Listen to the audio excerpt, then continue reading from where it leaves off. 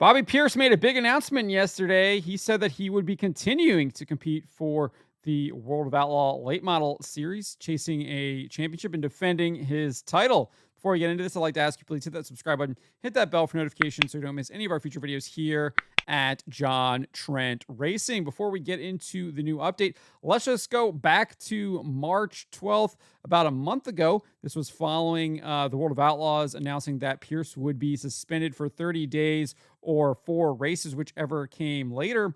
And he made this announcement that he would likely not be racing in the World of Outlaws again. He said right here, I want to be fully transparent with all my fans. Our chase for consecutive Outlaw championship is ruined. The remaining Outlaw races will now be to be determined. I hate that for the fans who wanted to see us put on a show. See us put a show on at several tracks across the country, but business decisions will have to be made where it makes the most sense. Now, obviously, the World of Outlaws has adjusted those penalties. They removed the 30-day suspension and the 4-race penalty. They did increase his fine a little bit, but they removed that 30-day suspension. And now Bobby Pierce posted this yesterday. He says, my schedule has been updated accordingly. The plan is to remain on the World of Outlaws Late Model Series with hopes that they will continue to do due diligence in helping drivers prove their innocence and work towards an improved way of conclusive results. And then he shared that you can see my schedule at bobbypierce.com. And if you go over here, let's see, we go click his schedule here, and you can see the list of schedules. Obviously, those are races that have already occurred. So we get down here. Let's get into April. The next race will be on April 12th for the World of Outlaws, Farmer City Raceway. He will be there on April 12th and 13th. He continues at Thunder Hill on the 18th, Talladega Short Track on the 19th and 20th. And then he goes to Arrowhead Speedway, 81 Speedway, Mississippi Thunder Speedway on May 2nd and 3rd and 4th. Spoon River Speedway on May 8th, Lincoln Speedway in May 9th. And then he returns to Farmer City Raceway for the Lucas Oil race there. And then he's at Fairbury for the Lucas Oils as well. Brownstown on May 13th for Castrol Night Race in America.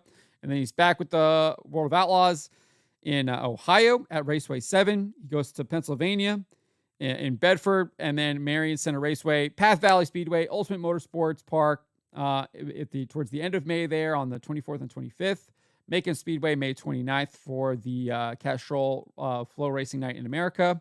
And then Mississippi Thunder Speedway from May 30th to June 1st. I'm not sure what event that is, but $100,000 to win.